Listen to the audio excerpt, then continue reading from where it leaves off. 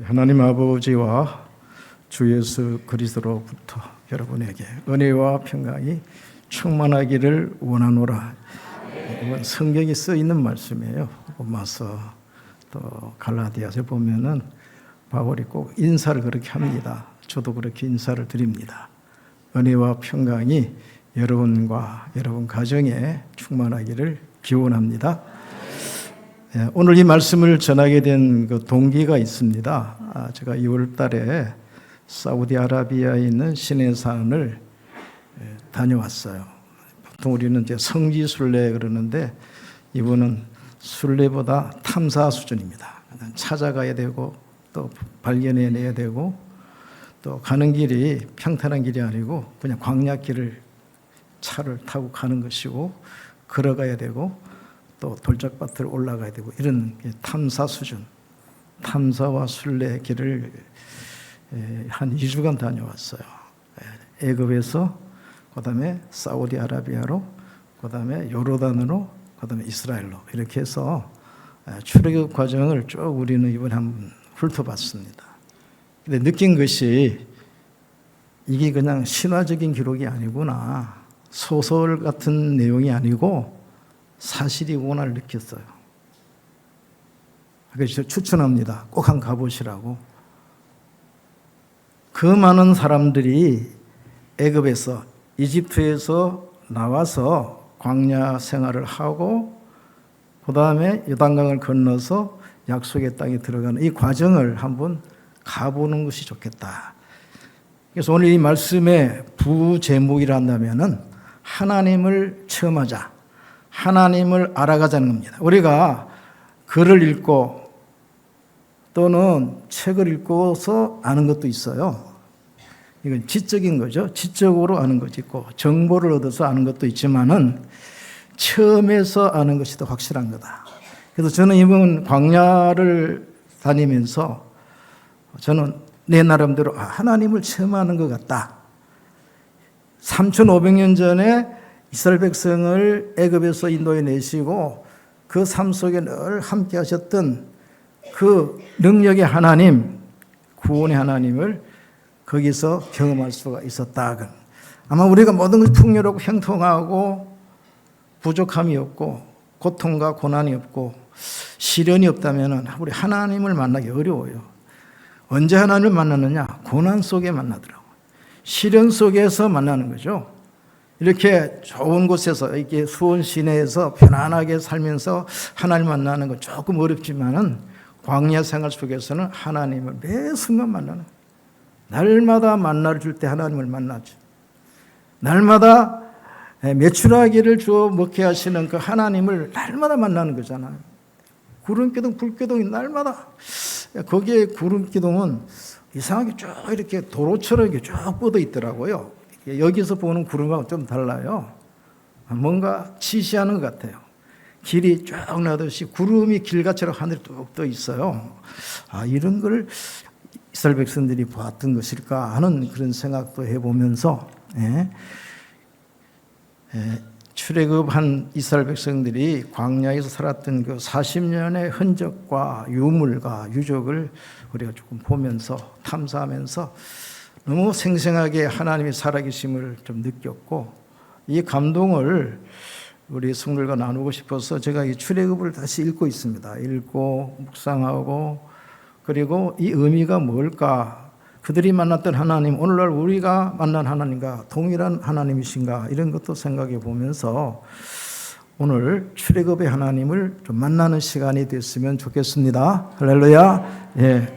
자, 오늘 이 말씀은 사실 출애굽기 15장 1절부터 보아야 되는데 이거 다 교독하려면 시간이 많이 걸리잖아요. 그래서 앞에 부분을 조금 잘라서 19절부터 말씀을 읽었는데, 여기 보면 이렇게 말합니다. 여호와는 나의 힘, 노래시며 나의 구원. 첫 마디가 이거예요. 출애굽을 하고 홍해를 건넌 후에 그들이 첫 번째 하나님을 찬양할 때 나오는 그 찬양의 가사, 그 찬양의 내용이 뭐냐? 하나님은, 여호와는 우리의 구원의 하나님, 나의 구원의 하나님이라는 고백입니다. 그는 나의 하나님이시니 개인적으로 우리가 하나님을 만나야 되는 거거든요. 우리 가정이 하나님 같으면은 좀 생생하게 못 느낄 수 있어요. 그냥 아버지가 믿으니까 믿고 어머니가 믿으니까 따라서 믿고 이렇게 아주 희미하게 믿을 수 있어요. 그러나 출애굽을 하고 홍해에서 하나님을 그들이 만났을 때 고백은 나의 하나님, 우리 하나님이 아니고 내 하나님, 나를 구원하신 하나님으로 경험하고 하나님을 찬양할 때 구원의 하나님을 찬양했다. 구원은 하나님이 우리에게 주시는 최고의 가치 있는 선물입니다. 은혜로 받는 것입니다. 아멘입니까? 예. 왜 우리를 구원시켜 주는 거죠? 예? 호의호의식 하면서 편안하게 잘 살라고 그런 거예요? 구원은 우리가 이룰 수가 없어요. 구원은 선물입니다. 은혜입니다. 너희가 그 은혜로 말미암아 또 믿음에 의하여, 그러니까 첫 번째 나온 게 은혜예요. 에베소 2장 8절 9절입니까? 그 은혜에 의하여 또 믿음으로 말미암아. 믿음은 우리가 가져야 될 거고 은혜는 하나님이 주시는. 우리 믿음이 큰 겁니까? 하나님 은혜가 큰 겁니까? 하나님 은혜가 큰 거예요. 은혜로 구원해 주시는 거예요. 선물입니다. 그러나 이 구원의 가치는 세상의 어떤 것과도 비교할 수가 없어요. 무한한 가치의 구원입니다. 이 가치를 우리가 이렇게 거기에 대해서 대가를 지불하고 구원받는다 그러면 우리가 어떻게 그걸 이룰 수가 있겠어요? 가치로는 환상할 수 없는 무한한 가치의 구원을 우리에게 주실 때는 값없이 주시는 거예요. 이걸 은혜라 그러죠. 은혜로 말미암아. 그러나 우리에게 주신 이거 참 금같이 귀한 믿음 때문에 우리가 구원받았습니다. 출애굽, 이건 구원을 말합니다. 오늘 19절 이렇게 말합니다. 하나님께서 그 물이 되돌려 다시 흐르게 하시니 애굽의 군대, 그들의 전차와 그들이 타고 있는 말 위에 다시 물이 흐르게 하시니 그들이 물속에 가라앉아 버렸어요. 앞에 보니까 돌같이 가라앉고 납같이 깊은 속에 가라앉았나이다. 홍해가 얼마나 깊으냐면은 평균이 한 1000m가 넘어요. 잘 생각해 보세요. 홍해가 얼마나 깊으냐면은 수십 미터가 아니에요. 평균이 한 1200, 깊은 데는 1500m입니다. 생각해 보실까요? 어떻게 그 낭떠러 같이 깊은 데를 내려가서 건너갈까? 굉장히 어려운 일이에요, 이게. 그거는 현장에 가서 보시면 이해가 됩니다. 꼭 한번 가보세요. 이스라엘 백성이 건너간 그 지점은 다른 곳보다는 상당히 높은 곳이에요. 깊이가 뭐 한 100m, 200m밖에 안 되고 그 옆으로는 1000m로 뚝 떨어집니다. 완전히 절벽이에요. 그 꼴짝입니다. 하나님께서 바로 가장 낮은 곳을 선택하여 건너가게 하셨다. 이렇게 보면 됩니다. 그것에. 알겠습니까? 그러니까 현실적으로 가능한 얘기예요. 1500m 내려가서 다시 올라간다. 이거는 굉장히 어려운 일이에요. 아동들, 젖먹이들, 그 다음에 임산부들, 그 다음에 80, 90대 노인들, 어렵습니다. 하나님께서는 가장 안전한 길로 인도하셨다는 걸 가보면 알 수 있어. 가보면 알 수 있어. 저렇게 뒤따라오는 추격하는 애굽 군대는 다시 물이 되돌려 흘러서 다 물에 빠뜨렸습니다. 15장 이렇게 말이 있어요. 깊은 물이 상당히 깊은 곳이에요. 그러나 하나님은 가능하다. 아무리 깊어도 하나님은 건너가게 하신다. 할렐루야. 그래서 우리 하나님은 구원의 하나님이고 능력의 하나님이시다. 그런 말이에요. 우리를 구원하시는 목적은 하나님이 우리를 자기의 백성으로 삼으시고 자기의 자녀로 삼으시고 그리고 나는 너의 하나님이 우리 하나님을 만났을 때 하나님에 대한 우리의 그 반응, 하나님에 대한 우리의 그 반응이 뭐냐? 이게 예배입니다. 그게 예배. 엎드리는 것이요, 경배하는 것이요, 그리고 두렵고 떨림으로 하나님을 찬양하는 것이거든요. 모세가 떨기나무가 불꽃 가운데 휩싸였는데 거기에 이상해서 그곳에 갔다가 하나님의 음성을 듣습니다. 모세야, 내가 선 곳은 거룩하니 신을 벗으라 그랬죠. 신발은 세상과 접해 사는 좀 더럽고 추한 것을 의미하지 않겠어요? 하나님은 거룩한 것이기 때문에 우리는 더럽고 추한 것을 다 벗어버리고 거룩한 자세로 거룩한 발로 하나님 앞에 서야 되는 거예요. 우리가 설 곳은 바로 하나님의 전입니다. 하나님 앞에 나오는 겁니다. 하나님의 성전에 나오는 겁니다. 그리고 그곳에 서서 하나님을 예배하는 것입니다. 모세는 하나님을 만날 때 그때부터 하나님을 예배하기 시작한 거예요. 출애굽할 때도 모세는 이렇게 말했습니다. 하나님 말씀 그대로 전달하자. 내 백성을 보내라. 내 백성을 광야에 나가도록 우리를 보내라. 왜 나가는데? 사흘 길을 가서 3일 길을 가서 하나님 앞에 예배하러 하노니 목적이 있어요. 구원에는 목적이 있습니다. 우리를 세상과 죄와 멸망에서 우리를 구원하신 목적이 있습니다. 하나님을 예배하는 거예요. 그들이 저절로 예배가 찬양이 저절로 나와요. 우리 전율이 흐른다 그런 말이 있어. 전율이 막 흐르는. 불기둥이 딱 와서 애굽 군대를 막아버렸어요. 그리고 밤새도록 하나님이 동풍을 불어 물을 흐르셨습니다. 그 광경을 볼 때 얼마나 감동이 오겠어요. 전율이 막 흐르잖아요. 저는 모세의 그 십계라는 영화를 볼 때 물이 갈라지는 걸 볼 때 막 전율이 막 흐르는 거예요. 얼마나 감동이 되는지. 그뿐만 아니고 그들이 건너간 후에 다시 물이 흘러서 그 무시무시한 그 애굽 군대를 다 물속에 빠뜨려 버리고 그들을 수장시키는 그를 볼 때 전율이 흐르지 않겠어요? 야, 이제 살았다. 저절로 탄성이 나오고 감사가 나오고 기쁨이 폭발하면서 찬송이 나오게 돼 있어요. 우리가 구원의 가치를 안다면은 하나님이 나를 이렇게 구원하셨구나. 구원의 감격이 있으면 예배해야 돼요. 엎드려야 돼요. 경배해야 돼요. 찬양이 있어야 된다면 찬양. 첫 번째 메시지로 예배의 생명을 거십시오. 오늘 찬양 부를 때 가사에 보니까 예배가 살아나리라. 예배를 살립시다. 예배를 살려내십시다. 하나님께 엎드리고 경배합시다. 항상 찬미의 제사를 드리십시다. 네, 이 구원의 목적이거든요.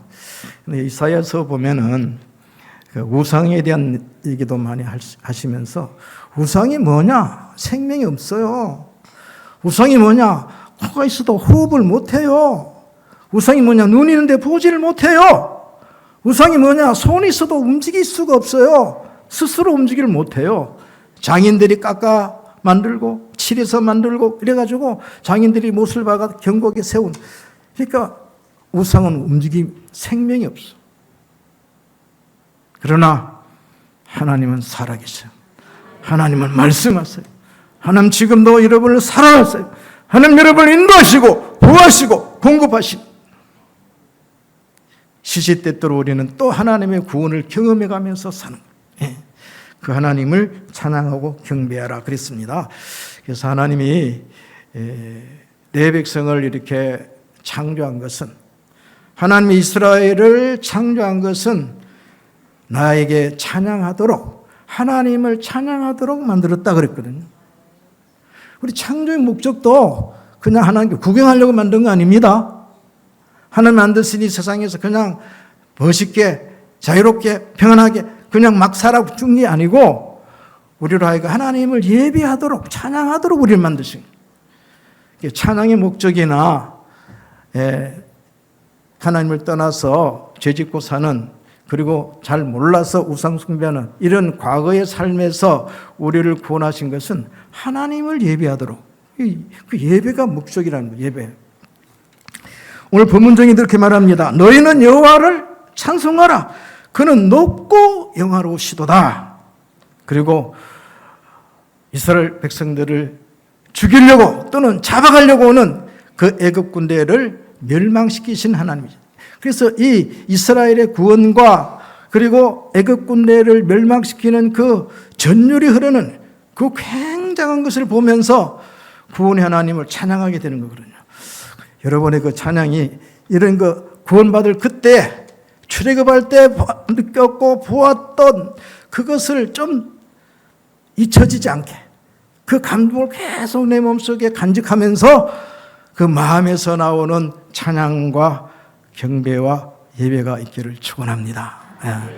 그 구원의 감동을 잊어버리면 안 되거든요. 우리 자꾸 잊어버려요. 저도 이제 코로나 때는 어떤 때는 교회를 못 간 적이 있어요. 저는 이제 은퇴하니까 본교도 못 가고 그래서 집에서 한 두 번 정도 예배 드렸는데 예배답지를 않아요. 전화 오니까 전화 받으러 가야 되고 아마 주부들은 또 부엌에 또 뭐 일이 있었다 갈지도 몰라요. 부엌이라면 안 되죠. 주방에. 이 예배에 집중력이 없다. 예배는 집중이거든요. 하나님을 향해 집중해야 되는데 집중이 안 되는 게 분산돼 있어요. 마음이 다 흐트러져 있어. 콩밭에 가 있어, 콩밭. 이 예배가 아니라 마음을 다하고 뜻을 다하고 성품을 다하고 그리고 목숨까지 다하여 하나님을 사랑하는 사람은 반드시 찬양합니다. 코로나 기간에 우리가 좀 예배에 좀 많은 손해를 받고요. 많은 또 제한도 받고 그랬는데 예배를 살려냅시다. 항상 예배합시다. 그리고 여러분의 주간, 여러분의 일상 삶 속에도 항상 하나님을 예배하는 삶이 되기를 바랍니다. 그때는 우리 삶으로, 착한 행실로, 의로운 행실로, 복음에 합당한 생활로 세상의 빛으로 살 때에 하나님께 영광 돌린다 그랬잖아요. 이게 우리 삶의 예배예요. 예배. 우리가 무엇을 먹든지 무엇을 마시든지 오직 하나님의 영광을 위해. 그래서 밥 먹을 때도 하나님 영광에서 밥 먹었어요. 불평 원망하지 말고 왜 이렇게 음식이 짜냐, 왜 매냐 이렇게 하지 말고 하나님 영광에서 내가 먹겠습니다. 이렇게 감사합니다. 그래서 첫 번째 우리가 만나는 하나님은 구원의 하나님. 두 번째만 하나님은 모세가 홍해에서 이스라엘을 인도하며 3일 길을 갔으나 물을 얻지 못했는데 마침 물이 있어서 가서 마셔보니까 너무 써서 마실 수가 없더라 그랬어요. 자, 물은 있는데 못 마시니까 더 답답하고 갈증이 더 심해지겠죠. 그러니까 불평이 나오는 거죠. 원망이 나오는. 그런데 이스라엘 백성은 못됐다. 불과 홍해를 건넌 지 얼마 안 되잖아요. 3일 길을 갔으니까 얼마 안 되는데 벌써 원망불평하냐? 가보면 또 달라요. 너무너무 광야가 뜨겁습니다. 너무너무 메말랐어요. 뜨거운 바람이 불어옵니다. 물이 얼마나 그리운지 몰라요. 그리고 절실하게 물이 필요합니다. 왜냐하면 정말 이 목이 말라서 이제 쓰러질 것 같아요. 그러니까 원망 불평이 나올 수가 있는데 그래서 그 모습이 과거의 이스라엘 백성들의 모습이 아니고 내 모습일 수도 있어요. 우리 조금만 힘들고 우리의 삶이 좀 메마르다, 목마르다 하면 확 터져나오는 게 불평 원망이에요. 출애굽 후에 드렸던 그 찬양하는 입, 이것이 불평의 입으로 바뀌었다는 게 너무 애석하고요. 참 아쉬운데 왜 그때도 찬양할 수 없었을까? 홍해를 건너가기 전에는 죽을 것 같아서 원망불평하고 울부짖었는데 그러나 얼마 후에는 건너갔잖아요. 구원 받았잖아요. 그게 얼마나 부끄럽겠어요. 얼마 전에 저쪽에 있을 때는 죽는 것 같아서 원망불평했고 건너가니까 너무 하나님의 위대한 역사 때문에 감사하고 기뻐하고 조석으로 바뀌는 인간의 모습이에요. 이것이 남의 모습이 아니고 내 모습이다. 원망불평한 거 회개하시고 항상 찬양하고 감사합시다. 지금 목말라도 하나님이 물을 주신다 믿고 소망을 가지고 하나님께 찬양하는 것 중단하지 말기를 바랍니다. 옥중에 잡혀있는 그 바울과 실라가 원망불평하지 않았어요. 우리가 이렇게 하나님을 위해서 죽도록 헌신하고 충성했는데 왜 우리가 이렇게 감옥에 갇혀야 됩니까? 왜 매 맞아야 됩니까? 왜 이렇게 고통을 받아야 됩니까? 원망하면 찬송할 수 없죠. 그런데 바울과 실라는 찬양했거든요. 찬양하니까 역사가 있는 거예요. 하나님은 찬양 가운데 임하시는 겁니다. 찬양 가운데 하나님 임재하시는 거예요. 그리고 옥토가 움직이고 사슬이 풀리고 그들이 구원을 경험하잖아요.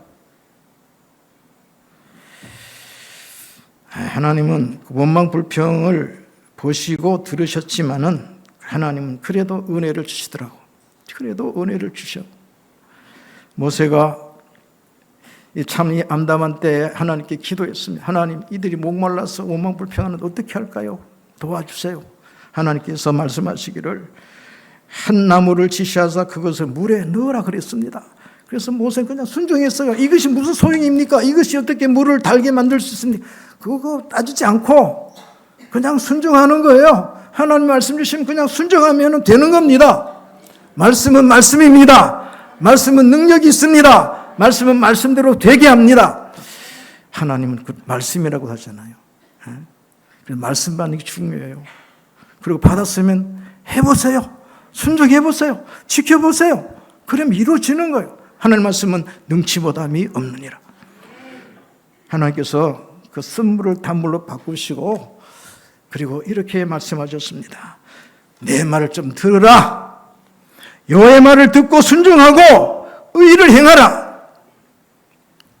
그러면은 애굽 사람들에게 내린 그 재앙, 질병을 하나도 내리지 않는다. 여기서 하나님이 자기를 어떻게 선포하시냐면 나는 치료하는 하나님이야. 나는 고치는 하나님이야. 여러분의 영혼을 고치고 여러분의 육신을 고치고 마음을 고치고 환경까지도 고치시는 거예요. 이미 우리는 그리스도 안에서 새 피조물이 됐습니다. 거듭났습니다. 우리는 이미 새롭게 됐어요. 하나님의 자녀입니다. 하나님이 하시는 거예요. 하나님. 제가 광야를 많이 걷지는 않고요. 차를 타고 이제 다녔어요. 하루에 한 400km. 갈 때 200km 돌아올. 이게 거기는 아무런 이제 호텔도 없고 뭐 휴게소도 없고 아무것도 없어요. 그냥 광야입니다. 그러니까 숙소에 출발하면은 그 광야까지 갔다 오는 게 한 400km를 다닙니다. 그러니까 뭐 계속 걷고 쉬지를 못하니까 이 발이 이제 운동화에 꽉 이렇게 매여 있었는지 저녁에 오니까 발이 건질건질하고 물집이 생겨 있더라고요. 야, 이 차를 타고 그냥 하루 종일 신발 안 벗고 다니는데도 발이 아프더라고요. 그러면은 그 광야를 계속 걷는 사람들은 발이 아프지 않을까? 물집이 생기지 않을까? 부르트지 않겠는가 하는 생각이 딱 들더라고요. 그래서 내가 이번에 그 사우디아라비아 광야에 갔다 오기 위하여 기도할 때 하나님 뭔가 깨닫게 해달라고 그랬거든요. 그래서 치유하신 하나님 그때 나는 경험했어요. 치유하신 하나님의 그 의미를 알았습니다. 나는 너희를 치료한 하나님이라. 자, 이스라엘 백성 애굽에서 나왔을 때 이렇게 말합니다. 너희는 여호와의 군대라 그랬거든요. 군대. 근데 나이를 보니까 뭐 까는 아이도 있고 뱃속에 아이도 있을 거고 노인도 있지만은 어떻든 이들은 다 하나님 군대입니다. 그럼 어디로 가야 되느냐? 이 군대는 가나안 땅으로 진군에 들어가야 되는 거예요. 그 들어갈 때는 그냥 들어가느냐? 가나안 7 족속과 싸워야 되거든요. 이것이 천국 가는 모형입니다. 예수님 말했습니다. 천국은 침노를 당하나니. 천국은요 침노하듯이 싸워서 이기는 자 들어가는 거예요. 신앙생활은 승리해야 됩니다.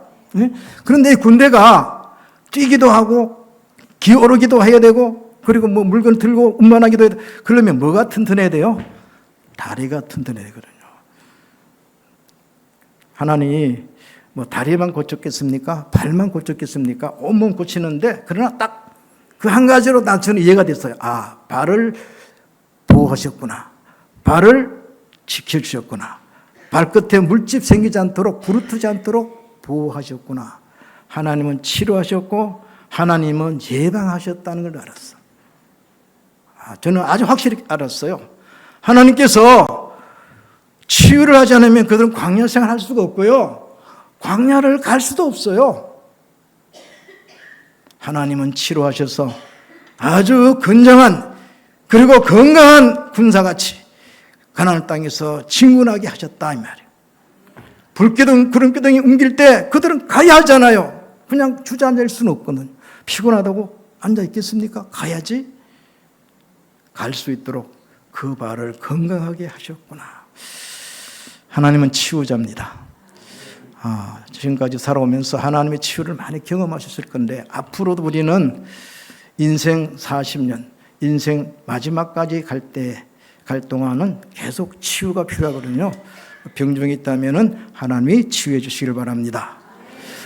하나님께서 구원자로 예수 그리스도를 보내주셨는데 예수님은 많은 병자를 고치셨습니다. 그리고 성경은 이렇게 구약의 말씀 인용해서 이렇게 말했어요. 우리의 연약한 것과 우리의 질병을 담당하셨도다.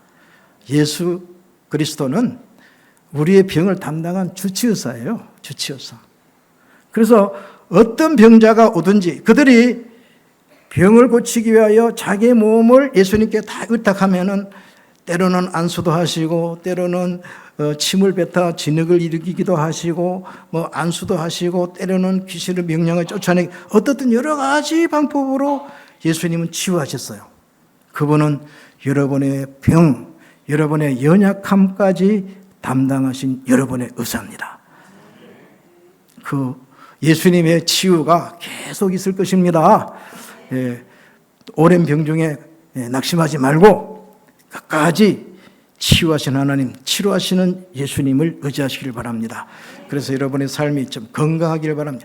우리가 구원받았다고 병들어서 허약하게 약하게 그렇게 살면 안 되잖아요. 우리 믿는 사람은 건강해야 됩니다. 여러분의 건강의 아름다움이 여러분 얼굴에 이렇게 드러나야 돼요. 얼굴에. 아이고 병색이네요. 그러지 말고 건강하네요. 당신의 얼굴에서 건강한 것을 봅니다. 하나님의 치유를 본다 그런 말. 두 번째 만나는 하나님은 치유 하나님. 왜냐하면 우리 육체가 흙으로 빚어진 극히 허약한 육체입니다. 약한 육체고 진흙으로 만들어놨어. 그러니까 종종 부서지고 상처가 나고 병듭니다. 고쳐주시기를 바랍니다. 하나님께서 항상 여러분을 고쳐주셔서 건강하게 신앙생활 하시고 하나님을 섬기기를 바랍니다. 세 번째 말합니다. 엘림입니다. 엘림에 와서 물샘이 12이 있고 종려나무가 70그루, 70그루가 있었습니다. 자, 그런데 이 뒤에 이렇게 있죠. 그 물 곁에. 그들이 그 물 곁에. 물에 진을 쳤다는 거. 물 곁에. 광야에서 물이 있다는 건요. 이거 뭐 어떤 축복인지 몰라. 엄청난 축복입니다. 그래서 엘림에서 만난 하나님은 부욕해 하시는 하나님. 우리의 삶을 풍요롭게 하시는. 그 광야나 사막에 가면 오아시스가 있어요. 거기에는 물이 있죠. 나무가 있죠. 그러니까 마실 수가 있고 나무가 있기 때문에 거기는 또 씨를 심고 열매를 거둘 수 있고 나무에는 꽃이 피고 나무에는 열매가 달립니다. 그러니까 먹을 것도 있고요. 그늘도 있어요. 쉼터입니다. 쉬는 곳입니다. 그리고 물을 마실 수가 있어요. 거기에는 사람만 사는 게 아니고 새도 날라오고 나비도 날라오고 새도 그리고 동물도 거기 사는 곳이다. 엘림에서 만난 하나님은 부욕해 하시는 하나님. 여러분의 삶이 부유해지시면 좋겠습니다. 저는 꼭 그렇게 축복하고 싶어요. 자, 이스라엘 백성들이 애굽에서 노예로 살 때 노예는 자기 것이 없잖아요. 노예는 하나의 주인의 물건이잖아요. 사고 팔 수 있는 것이고 노동은 하고 일도 열심히 하지만 자기는 어떤 노동의 대가를 받을 수가 없어요. 종들은. 그런데 하나님께서 애굽에서 나올 때 이렇게 말했습니다. 애굽 주인에게 네가 섬겼던 그 애굽 주인에게 요청해서 금과 은과 폐물과 의복을 구하라 그랬어. 그리고 자녀들에게 그것을 입히라 그랬어. 치장을 해라 그랬어. 여러분 하나님께서 우리를 구원하실 때 부의 복을 주세요. 가난한 게 아닙니다. 아브라함이도 말했습니다. 4대 만에 내 백성이 애굽에서 나올 때 금과 은과 폐물을 구하라 그랬어요. 부욕해 하셨습니다. 그럼 이거 어디에 써먹겠어요? 광야에서? 나중에 성전 건축에 쓰더라고. 하나님의 집을 짓는데 이게 사용되더라 이 말이에요. 나중에는 그들이 성전 건축에 필요한 물자를 다 가져왔는데 너무너무 많이 고만 가져오라. 너무 이번에 여러분들이 성전 건축하는데 하나님께서 많이 여러분 주셔서 또 여러분들이 그것을 기쁜 마음으로 하나님께 드려서 하나님의 성전을 아름답게 건축하기를 바랍니다. 정말 하나님의 영광을 드러낼 수 있는 그런 성전 건축이 되기를 바랍니다. 자, 이거는 부요의 하나님인데 그러면은 부요의 축복은 아무나 받냐? 그렇지 않아요. 부의 복은 받을 만한 사람에게 주는 거예요. 나중에 보면은 1월 양식을 주세요. 날마다 만나와 메추라를 주어서 아침 저녁, 그건 하루 양식이거든요. 우리가 주님 가르친 기도 속에도 일회월 양식을, 하나님은 우리에게 기본적으로 살 수 있는 걸 주세요. 그러나 부여는 다릅니다. 부여는 합당한 사람에게 부여의 복을 주시는. 왜 그래요? 이 말씀이에요, 말씀. 자, 신명기 28장이 축복장이잖아요. 거기에 보면은 하나님께서 복을 주시고, 그 다음에 축복장이지만 사실 그 3배나 더 많게 저주 얘기도 나옵니다. 축복장이지만 사실 그 안에는 축복이 3분의 1, 3분의 2가 저주예요. 반드시 하나님이 복 줄 자에게는 복 주시고요, 저주 받을 자는 저주가 오게 돼 있어요. 그러니까 복 받으려면은 복 받을 행동을 하라는 거예요. 첫 번째, 구하셔야 됩니다. 재물 얻을 능력을 주신다. 그런 말이에요. 신명기 8장 하나님께서 재물 얻을 능력을, 너희들이 능력으로 재물 얻은 게 아니고 재물 얻을 능력은 내가 준다. 하나님이 주신다 그랬어요. 저는 이걸 축복을 많이 합니다. 우리 교인들에게 재물 얻을 능력을 주세요. 세상은 경쟁입니다. 경쟁하기 때문에 재물 얻을 능력이 필요해요. 구하셔야 됩니다. 두 번째입니다. 하나님께 예물을 드리십시오. 그래서 헌금은 씨라 그랬어요. 씨. 헌금은 씨를 심는 것 같으니 많이 심으면 많이 거두고 적게 심으면 적게 거둔다 그래. 저는 이제 목회를 마치고 은퇴를 했습니다. 한 3년이 됐는데, 저는 참 헌금을 많이 했어요. 저는 헌금을 많이 하고 부자만큼 했다는 게 아니고 내 힘으로 볼 때, 내 재력을 볼 때는 많이 했어요. 계속 저는 심었습니다. 그래서 지금 제가 은퇴하고 나서 굉장히 풍요롭게 삽니다. 왜냐하면 그동안 심었거든요. 제가 목회하는 세월에 한 40년 목회했는데 계속 심었어요. 매주일 감사금합니다. 빠짐없이. 하나님 언젠가는 심어놨으니까 거두게 할 때가 오겠지. 그래서 저는 지금 거두고 있다고 생각해요. 물질의 부여도 걷지만은 영적인 부여를 또 걷는 거잖아요. 그래서 많이 심으시길 바랍니다. 그래서 땅에다가 심지 말고 하늘의 보물을 쌓아라 그랬으니까 하나님께 예물을 많이 하시기를 바라고, 그 중에 이제 11조죠. 11조와 헌물. 하나님께서 도둑질하지 말고 11조와 헌물을 드려서 하나님의 집에 양식이 있게 하라. 교회 양식이 있어야 돼요. 교회에 여러분이 드린 그 헌금으로 마련되는 그 재물이 많아야 돼요. 그래서 교회가 풍성해서 교회가 교회를 도와야 되고 교회가 세상을 도와야 돼요. 그래. 여러분들이 과도히 아껴가지고 혼자 쓰려고 막 아끼고 그러면은 더 가난하게 될 뿐이고, 남에게 베풀어 주라. 남에게, 이게 다 씨를 심는 거예요. 남에게 베풀어 주면은 풍성해진다 그랬습니다.